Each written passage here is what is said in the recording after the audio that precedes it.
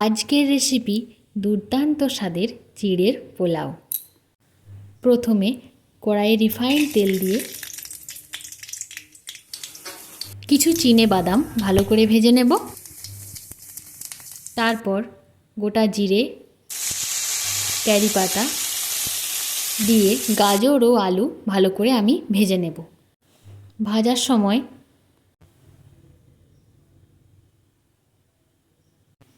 একটু ভাজা হয়ে যাওয়ার পর এখানে পরিমাণ মতো নুন এবং হলুদের গুঁড়ো দিয়ে ভালো করে ভেজে নিতে হবে 5 মিনিট সময় পর্যন্ত, যেন আলু এবং গাজর ভালো করে সেদ্ধও হয়ে যায় আর ভাজাও হয়ে যায়।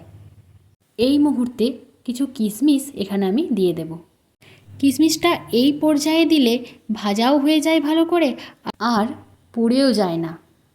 সব কিছু ভালো করে ভাজা হয়ে গেলে 250 গ্রামের মতো চিড়ে আমি এখানে দিয়ে দেব। চিড়েগুলো কিন্তু আমি ভালো করে ধুয়ে জল ঝরিয়ে রেখেছি। আরও 5 মিনিট পর্যন্ত ভালো করে নাড়িয়ে নাড়িয়ে সব কিছু ভালো করে মিক্সড করে নিতে হবে। ভালো করে সব কিছু মিক্সড হয়ে গেলে পরিমাণ মতো চিনি দেবেন। আপনারা যেমন মিষ্টি পছন্দ করেন সেই অনুযায়ী। মুহূর্তে বাদাম, কারি পাতা সব একসঙ্গে মিশিয়ে নেবেন। আরও 2 মিনিট সময় ধরে রান্না করে নেবেন, যেমন চিনিটা একদম পুরো মিশে যায়।